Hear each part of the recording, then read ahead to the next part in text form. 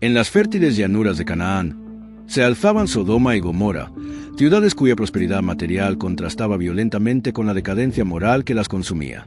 Sus altos muros guardaban no solo riquezas, sino vicios tan profundos que contaminaban cada aspecto de la vida social. La lujuria desenfrenada, la codicia insaciable y la violencia gratuita se habían convertido en el cimiento de aquella civilización, transformando calles antes concurridas en escenarios de perversión e ilegalidad. Ninguna virtud escapaba a la distorsión promovida por sus habitantes. La justicia, vendida al mejor postor, favorecía solo a los poderosos, mientras los inocentes gemían bajo el peso de la opresión. La hospitalidad, sagrada en las culturas vecinas, era profanada sin pudor, con extranjeros frecuentemente sometidos a humillaciones y abusos. Hasta los lazos familiares, fundamento de cualquier sociedad, se corroían por la desconfianza y el egoísmo. Los templos, que debían ser lugares de devoción, se habían convertido en centros de idolatría y excesos. Rituales distorsionados se mezclaban con banquetes orgiásticos, donde lo sagrado y lo profano se confundían en un sincretismo blasfemo. Sacerdotes corruptos bendecían prácticas abominables a cambio de oro, mientras la voz de los pocos justos restantes era acallada por el clamor de la multitud entregada a los placeres carnales. Por la noche, las ciudades cobraban vida de manera aún más grotesca. Antorchas titilantes iluminaban escenas de embriaguez colectiva, donde hombres y mujeres se perdían en bacanales interminables. El vino fluía en ríos, pero no traía alegría genuina, solo un vacío disfrazado por risas vacías y gestos obscenos. Niños, expuestos prematuramente a la depravación, reproducían los errores de sus padres, perpetuando un ciclo de corrupción que parecía irreversible. Los alrededores, antes jardines exuberantes, ahora exhalaban el olor a desperdicio y negligencia. Campos abandonados testificaban el desprecio por el trabajo honesto, mientras graneros se pudrían junto a depósitos rebosantes de botines injustamente adquiridos. Hasta los animales, antes criados con cuidado, vagaban desaliñados, reflejando la degradación general. El murmullo de las injusticias diarias resonaba más allá de las fronteras, llegando a pueblos distantes que evitaban cualquier contacto con aquellas tierras malditas. Viajeros relataban con horror lo que presenciaban, y mercaderes, aun ávidos por lucro, dudaban en comerciar con habitantes tan desprovistos de escrúpulos. La fama de Sodoma y Gomorra como antros de impiedad se esparcía como fuego en rastrojo, hasta que el clamor contra sus crímenes alcanzó el propio trono celestial. Dios, en su infinita sabiduría y justicia, decidió compartir con Abraham, aquel que caminaba en su presencia con fe y rectitud, el juicio inminente que pendía sobre las ciudades de Sodoma y Gomorra. En un diálogo profundo y revelador, el Creador declaró: «El clamor que llega a los cielos contra estas ciudades es inmenso. Las prácticas que allí se perpetúan son de tal gravedad que el suelo clama por justicia. Por lo tanto, descenderé para verificar si realmente lo que se hace allí corresponde a la extensión del clamor que ha llegado hasta mí. Si así fuera, el juicio será inevitable». Aquellas palabras, cargadas de gravedad, penetraron el corazón de Abraham, que, conociendo tanto la justicia como la misericordia del Altísimo, vio allí una oportunidad de interceder por las vidas que habitaban esos lugares.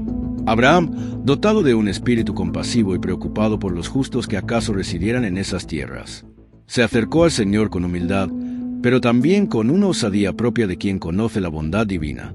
Con reverencia, alzó su voz y preguntó: «Señor, ¿permitirías que el justo sea destruido junto con el impío? ¿No perdonarías el lugar por amor a los que practican el bien? Y si hay 50 justos en la ciudad, aún así destruirías todo, permitiendo que perecieran los que no merecen tal destino». El cuestionamiento de Abraham no era solo un intento de evitar la destrucción, sino una súplica por justicia equilibrada con misericordia, un llamado a la preservación de vidas que podrían ser rescatadas. El Señor, en su infinita paciencia, escuchó las palabras de Abraham. Con voz llena de solemne autoridad, respondió: «Si encuentro 50 justos en Sodoma, por amor a esos 50, perdonaré toda la ciudad. La justicia se extenderá a la totalidad por la presencia del bien entre ellos». Abraham se sintió alentado por la respuesta. Reconociendo que el Creador estaba dispuesto a considerar no solo la totalidad del mal allí presente, sino también el potencial de bondad que podría existir, aunque en pequeño número. Esa posibilidad de salvación, aunque parcial, reflejaba el profundo equilibrio entre la santidad de Dios y su renuencia a traer destrucción sin antes ponderar todas las circunstancias. Sin embargo, la cuestión que Abraham planteaba iba más allá de simples números. Él ponderaba el valor de la influencia de los justos en medio de la maldad. creyendo que incluso un grupo pequeño podría ser suficiente para impedir la ruina total de una sociedad. Así, Abraham continuó reflexionando sobre el destino de las ciudades, no solo con la mente preocupada por conocidos que allí vivían, sino con un sentido de responsabilidad por interceder en nombre de aquellos que no tenían voz. Su intercesión era un intento de mover el corazón del Señor, no para cambiar su justicia, sino para encontrar un equilibrio que permitiera la preservación de la vida en medio de la condena que parecía inevitable. Abraham, de pie delante del Señor, percibió la seriedad de la situación. No cuestionaba la autoridad del Altísimo, pero buscaba, en su humildad, comprender hasta dónde podía llegar la misericordia divina frente a tal iniquidad. Sabía que estaba ante un Dios cuya santidad era incuestionable, pero que también era pleno de compasión. Por eso, cada palabra pronunciada cargaba un peso de reverencia, de responsabilidad y de esperanza. El diálogo entre el patriarca y el Creador alcanzó un momento crucial cuando Abraham, movido por una compasión que trascendía el miedo, se atrevió a continuar su súplica. Su corazón latía acelerado mientras pesaba cada sílaba que pronunciaba, consciente de la gravedad de negociar con el juez supremo. La atmósfera alrededor parecía cargada de electricidad divina, como si el propio aire estuviera suspendido en expectativa. Con humildad calculada, Abraham redujo gradualmente el número, su tono de voz mezclando reverencia con urgencia. ¿Y si faltan 5 para completar los 50? ¿Castigarías toda la ciudad por causa de 5? La pregunta revelaba su aguda comprensión de la naturaleza divina. Sabía que el Eterno evalúa proporciones y medidas con precisión infinita. La respuesta vino como un eco de paciencia celestial. No la destruiré si encuentro allí 45. El patriarca, sin embargo, no se satisfizo. Su espíritu discernía que incluso ese número podría ser excesivo para la realidad corrupta de Sodoma. Tal vez haya 40, aventuró, sus ojos buscando en el semblante invisible de Dios alguna señal de límite. Nuevamente, la misericordia divina se manifestó. No lo haré por causa de los 40. La negociación sagrada continuó, con Abraham probando los límites de la clemencia celestial. 30, 20. Cada reducción iba acompañada de un silencio palpable antes de la respuesta divina. Cuando finalmente sugirió 10 justos, su voz casi se quebró, cargada del peso de saber que difícilmente encontrarían siquiera ese número mínimo en una sociedad tan degenerada. La concordancia final del Todopoderoso, por amor a 10, no destruiré, estableció un precedente eterno sobre el valor de los justos en medio de la perversión. Abraham, aunque aliviado por la demostración de misericordia, sintió un frío recorrer su columna vertebral al comprender lo que eso significaba. Si ni siquiera 10 almas íntegras existieran en aquellos parajes, el juicio sería inevitable. El crepúsculo comenzaba a pintar el horizonte cuando el encuentro llegó a su fin. Abraham hizo una reverencia profunda, su manto rozando la tierra seca, antes de retirarse a su tienda. Sus pasos eran lentos, la mente ocupada con los eventos extraordinarios que acababa de vivenciar. Mientras tanto, la presencia divina se retiraba en silencio, dejando en el aire la sensación de que el destino de Sodoma estaba ahora sellado, no por predestinación, sino por la propia elección de sus habitantes. Mientras el sol poniente teñía de rojo sangre los muros de Sodoma, 2 figuras misteriosas entraron por las puertas de la ciudad. Sus vestiduras simples de viajeros no lograban ocultar completamente el aura sobrenatural que los envolvía. Una extraña luminosidad parecía emanar de sus contornos cuando eran tocados por la luz oblicua del crepúsculo. Sus pasos no hacían ruido sobre las piedras irregulares de las calles, y sus ojos, aunque humanos en apariencia, contenían una profundidad inusual que revelaba conocimiento más allá de lo mortal. Lot, sentada en la puerta de la ciudad conforme a costumbre de los ancianos, sintió un escalofrío recorrer su columna al avistar a los extranjeros. Aunque años viviendo en Sodoma habían embotado parte de su sensibilidad espiritual, algo en su interior gritaba que aquellos no eran meros viajeros. La sangre de Abraham, su tío y mentor, habló más alto, despertando en él la sagrada obligación de la hospitalidad, virtud tan querida a los patriarcas. Con movimientos rápidos que denotaban urgencia, se levantó y se dirigió a los visitantes con una reverencia que iba más allá de la mera cortesía. «Mis señores», imploró, sus manos temblando ligeramente, «os ruego que no paséis la noche en la plaza. Mi casa está a vuestra disposición, agua para lavar los pies, lecho para descansar y pan para saciar el hambre». Sus ojos, sin embargo, transmitían un mensaje más sombrío que sus palabras pulidas. Era una advertencia disfrazada de invitación. Los ángeles, en su infinita sabiduría, fingieron dudar, probando la sinceridad del hombre. «Pasaremos la noche en la plaza», respondieron, manteniendo la apariencia de viajeros comunes. Lot, sin embargo, insistió con vehemencia inusual, casi suplicando. Sus gestos se tornaron más intensos, sus susurros más urgentes, hasta que los mensajeros celestiales aceptaron su invitación. El camino hasta la casa de Lot fue tenso. Sus ojos escudriñaban cada sombra, cada callejón, anticipando el peligro que sabía acechaba. Las risas obscenas que resonaban desde las tabernas, los gritos de peleas lejanas, el olor a vino y corrupción en el aire, todo confirmaba sus peores temores. Al llegar, cerró rápidamente la puerta de madera pesada, asegurándola con una vara que parecía demasiado frágil frente a la depravación que reinaba afuera. Dentro de la casa, un contraste marcado con el caos exterior. Lot ordenó a sus siervos que prepararan rápidamente una comida sencilla, pero hecha con lo mejor que tenían.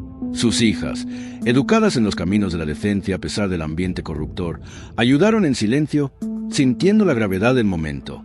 El pan fue amasado apresuradamente, las lámparas encendidas, mientras Lot personalmente lavaba los pies de los visitantes, acto que debía ser de humilde servicio, pero que en aquel contexto parecía un ritual de protección. Mientras la noche caía sobre Sodoma, un silencio pesado reinaba en la casa de Lot. Los ángeles, sentados a la mesa, observaban atentamente cada detalle, la decencia preservada contra todas las probabilidades, el miedo contenido, la fe que aún resistía incluso en el corazón de una ciudad condenada. Fuera de los muros de aquella morada, sin embargo, las sombras se movían, atraídas por el olor a carne fresca en la ciudad, por el rumor de extranjeros bajo un techo justo. El peligro que Lot tanto temía se materializaba en pasos pesados y voces roncas que se acercaban, anunciando el horror que estaba por venir. La oscuridad que envolvió a Sodoma aquella noche no era solo la ausencia de luz solar, sino una tiniebla moral que se materializaba en las calles. Primero llegaron los murmullos, voces embriagadas que resonaban en las callejuelas estrechas, seguidas por el sonido de pasos arrastrados que se multiplicaban como una marea humana. Pronto, la casa de Lot se vio completamente rodeada por una multitud enfurecida, cuyas siluetas grotescas danzaban a la luz de las antorchas que portaban. Hombres de todas las edades y condiciones sociales, desde jóvenes en su vigor hasta ancianos que debían ser portadores de sabiduría, se unían en un propósito perverso. Los gritos comenzaron como exigencias, pero rápidamente degeneraron en amenazas violentas. ¿Dónde están los hombres que entraron en tu casa esta noche? Bramaban, golpeando con fuerza contra la puerta de madera, haciendo temblar toda la estructura. Tráelos para que los conozcamos. El verbo conocer, distorsionado de su significado sagrado, ahora servía como eufemismo para la más baja depravación. Sus rostros, iluminados por el fuego de las antorchas, mostraban expresiones inhumanas, contorsionadas por deseos incontrolables.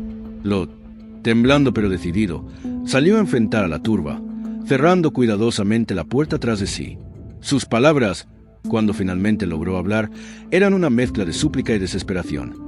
«Os ruego, hermanos míos, no procedáis tan perversamente». Su llamado a la fraternidad revelaba cuán profundamente había intentado integrarse a esa sociedad, pero también mostraba su completa incomprensión del abismo moral en el que se encontraban. En un último acto desesperado para proteger a sus huéspedes, hizo una oferta chocante, sus propias hijas vírgenes, revelando cuán corrompido él mismo se había vuelto por la convivencia con aquel pueblo. La respuesta de la multitud fue un rugido de desprecio. «¡Apártate!», gritaron, empujando a Lot violentamente contra la puerta. «Este forastero se cree en nuestro juez. Ahora te haremos peor que a ellos». La amenaza explícita de violencia sexual contra el propio Lot mostraba que no había ya límites para su perversión. La puerta comenzó a ceder bajo el peso de los cuerpos que se lanzaban contra ella. Las tablas de madera crujían bajo la presión. Fue entonces cuando los ángeles revelaron su verdadera naturaleza. Con un gesto calmado pero lleno de autoridad divina, extendieron las manos a través de las rendijas de la puerta. Una luz intensa y cegadora estalló, no como el fuego de las antorchas de la multitud, sino como un destello de pureza celestial. Los atacantes retrocedieron, gritando de dolor y confusión, mientras sus pupilas se contraían inútilmente contra la luminosidad sobrenatural. Cuando la luz se disipó, todos los agresores estaban ciegos, sus ojos abiertos pero incapaces de ver, las manos extendidas tanteando vacío como hombres ebrios. Dentro de la casa, un silencio pesado reinaba. Lot, respirando con dificultad, comenzaba a comprender la verdadera identidad de sus huéspedes. Sus hijas, antes escondidas en los aposentos internos, ahora emergían con rostros pálidos de terror, testigos mudos del milagro y del horror que se había desplegado.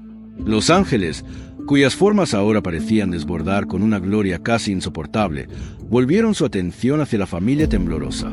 El momento de la huida había llegado, pero los eventos de aquella noche dejarían cicatrices profundas en la psique de todos los involucrados. En el silencio tenso que siguió al tumulto exterior, los mensajeros celestiales revelaron su verdadera naturaleza. Sus formas comenzaron a irradiar una luz sobrenatural que iluminaba cada rincón de la casa con una claridad que no producía sombras.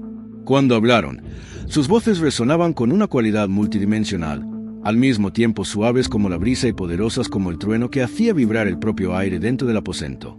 «Levántate», ordenaron a Lot, no como invitación, sino como imperativo cósmico. «Reúne inmediatamente a todos los que te pertenecen en esta ciudad, yernos, hijos, hijas, siervos, cualquier persona ligada a ti por lazos de sangre, lealtad». La urgencia en sus palabras llevaba el peso de una sentencia ya decretada en los cielos. «Pues estamos a punto de destruir este lugar». Continuaron. «El clamor de su perversión se ha vuelto intolerable a los oídos del Eterno, que nos envió para consumar el juicio». Lot, aún aturdido por los eventos de la noche, sintió que sus piernas flaqueaban. Sus labios formaron palabras silenciosas mientras su cerebro luchaba por procesar la magnitud del anuncio. Los ángeles, reconociendo su parálisis, tomaron sus manos con una fuerza que era al mismo tiempo gentil e ineludible. «No hay tiempo para vacilaciones», insistieron, sus ojos flamígeros fijos en los de él. «La destrucción no será demorada ni un instante más allá del momento designado». Al escuchar los apresurados preparativos de Lot, sus yernos, casados con las hijas que aún permanecían en la casa, recibieron la advertencia con risas cínicas. «¿Estás loco, viejo?», se burlaron, imaginando que era una más de las predicciones catastróficas que Lot acostumbraba a hacer sobre la ciudad. Su negativa a creer selló su destino, aunque el sobrino de Abraham había cumplido su deber de advertirlos. Cuando la primera luz del amanecer comenzó a teñir el horizonte, los ángeles se volvieron aún más insistentes. «Huye por tu vida», exhortaron, sus voces ahora cargadas de una urgencia casi dolorosa. «No mires atrás por nostalgia o curiosidad. No pares en ningún lugar de esta llanura, ni para recuperar pertenencias, ni para descansar, ni siquiera para una última mirada. Corre hacia los montes, para que no seas barrido junto con la iniquidad de esta ciudad». Las instrucciones eran precisas y no dejaban espacio para interpretación. La orden de no mirar atrás no era mero capricho divino, sino una salvaguarda espiritual contra cualquier apego residual a lo que sería destruido. Los montes simbolizaban no solo seguridad física, sino también elevación moral, un contraste deliberado con la llanura donde Sodoma y Gomorra yacían en su pecado. Mientras Lot reunía apresuradamente a su esposa e hijas, los ángeles observaban con una mezcla de compasión e impaciencia celestial. Cada momento de demora aumentaba el peligro, pues el sol ya comenzaba a calentar las piedras de las calles desiertas. La ciudad, inconsciente de su destino inminente, respiraba lo que serían sus últimos alientos de existencia terrenal. El aire cargado parecía presagiar la catástrofe, aunque solo los habitantes de aquella casa conocían la verdadera razón. Cuando los primeros rayos de sol doraban los muros de Sodoma, una escena extraordinaria se desplegaba en sus calles desiertas. Los ángeles, ahora manifestando plenamente su naturaleza divina, tomaron físicamente a Lot y su familia por los brazos, casi arrastrándolos fuera de la ciudad. La prisa ya no era una recomendación, se había vuelto una necesidad vital. «Levántate, no pierdas tiempo», instaban los mensajeros celestiales, sus voces resonando con urgencia sobrenatural. La familia de Lot apenas tuvo tiempo de reunir algunas pocas pertenencias esenciales. Las hijas, entre el sueño y el terror, tropezaban con sus vestiduras mientras eran guiadas por los pasillos de la casa que nunca volverían a ver. La esposa de Lot, en particular, mostraba una palpable reticencia, sus ojos vagaban por los objetos dejados atrás, cada uno cargado de recuerdos de años vividos en aquella ciudad condenada. Sus pasos eran los más lentos, su corazón claramente dividido entre la obediencia y una nostalgia profunda. Al alcanzar las puertas de la ciudad, un sonido extraño comenzó a resonar por los cielos, como un trueno distante, pero más agudo, más metálico. El aire se volvió pesado y electrificado, haciendo que el cabello se erizara. Los ángeles, percibiendo que el momento crítico se acercaba, empujaron a la familia hacia adelante con renovada urgencia. «Corran hacia las montañas», gritaron. «No se detengan hasta alcanzar la seguridad». El grupo inició una carrera desesperada por la llanura, sus pies levantando polvo en el camino irregular. Lot lideraba, tirando de las manos de sus hijas. Su esposa, sin embargo, quedó unos pasos atrás, no por incapacidad física, sino por una vacilación interior que crecía a cada momento. Su corazón estaba en conflicto. Parte de ella deseaba obedecer, pero otra parte, más profunda, dudaba de la severidad del juicio, cuestionaba la necesidad de abandonar todo tan abruptamente.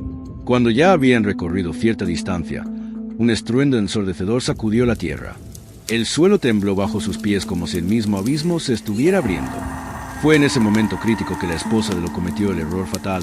Contra todas las advertencias, ella volvió la cabeza. No fue un acto plenamente consciente, sino un movimiento casi reflejo, impulsado por una curiosidad irresistible y un lazo emocional que no pudo romper. Lo que vio en el instante siguiente congeló su sangre. Una lluvia de fuego y azufre comenzó a descender del cielo en torrentes, alcanzando Sodoma con precisión divina. Las estructuras de la ciudad que conoció durante años se derrumbaban como castillos de arena, consumidas por llamas que no parecían tener origen terrenal. Sus ojos se agrandaron de horror y comprensión tardía, pero ya era demasiado tarde. En el momento exacto en que su mirada se fijó en la escena de destrucción, su cuerpo comenzó a transformarse. Primero fue una sensación de hormigueo en las extremidades, luego un endurecimiento progresivo que subió por sus piernas, tronco y brazos. Antes de que pudiera gritar, su boca se volvió sal, su cabello se cristalizó, sus ojos se fijaron en una expresión eterna de terror y arrepentimiento. Donde antes estaba una mujer, ahora solo había una columna de sal, monumento silencioso al peligro de la desobediencia y al poder inexorable del juicio divino. Lot y sus hijas, cegados por el polvo y el terror, continuaron su carrera sin percibir inmediatamente el destino de la esposa y madre. Cuando finalmente miraron hacia atrás, vieron solo la estatua salina, su silueta indistinta vuelta hacia lo que fue su hogar. El horror de esa visión los impulsó a correr aún más rápido, mientras el calor de las llamas que consumían Sodoma les quemaba la espalda, recordándoles constantemente que no había vuelta atrás. Cuando Lot y sus hijas finalmente alcanzaron las primeras elevaciones rocosas de los montes, un espectáculo de horror cósmico se desplegó ante sus ojos. El cielo, que momentos antes ostentaba los suaves colores del amanecer, se transformó en un torbellino de furia divina. Nubes negras, cargadas no de agua sino de azufre incandescente, se acumularon sobre las ciudades de la llanura con velocidad sobrenatural.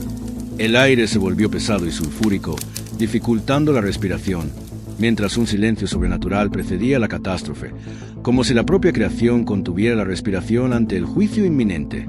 La primera señal del castigo divino se manifestó como un destello cegador que iluminó toda la región con luz blanco-azulada.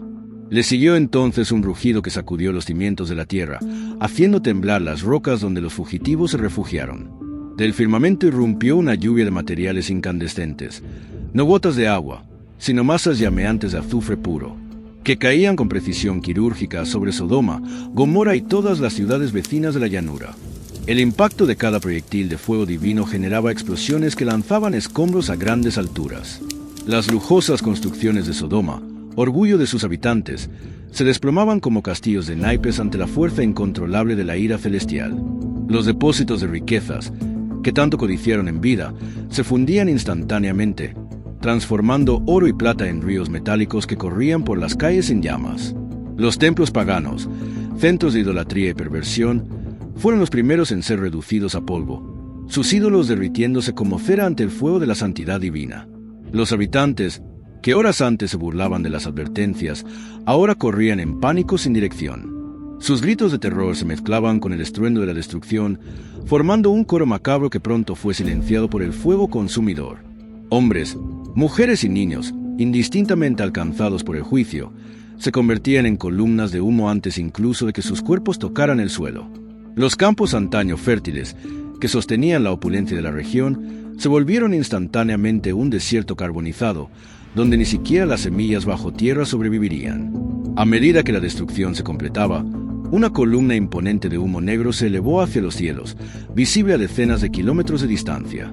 No era el humo común de un incendio, sino una espesa cortina de vapores sulfurosos que oscurecía el sol y cargaba el hedor punzante del juicio divino. Esa nube fúnebre serviría como memorial eterno, no solo del castigo, sino de la justicia infalible del Creador. Mientras el calor intenso secaba el aire a su alrededor, Lot y sus hijas se cubrían los rostros con sus vestiduras.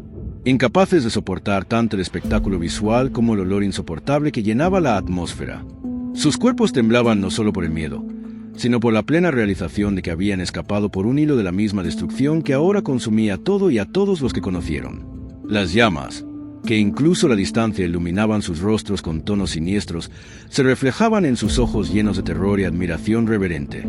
En las primeras horas de la mañana, mientras el sol intentaba en vano penetrar la espesa cortina de humo que cubría la llanura, Abraham subió al lugar alto donde antes intercediera por las ciudades. Sus pies se movían lentamente, cada paso cargado del peso de la comprensión que se formaba en su espíritu. Al alcanzar el punto más elevado, su corazón se detuvo por un instante al avistar la columna negra que subía al cielo como si fuera la chimenea de un horno cósmico. La visión era a la vez terrible y majestuosa, un paradoja de destrucción y justicia divina manifiesta. Sus ojos, marcados por las líneas del tiempo y la sabiduría, se fijaron en la escena distante mientras sus manos temblaban levemente al apoyarse en el cayado.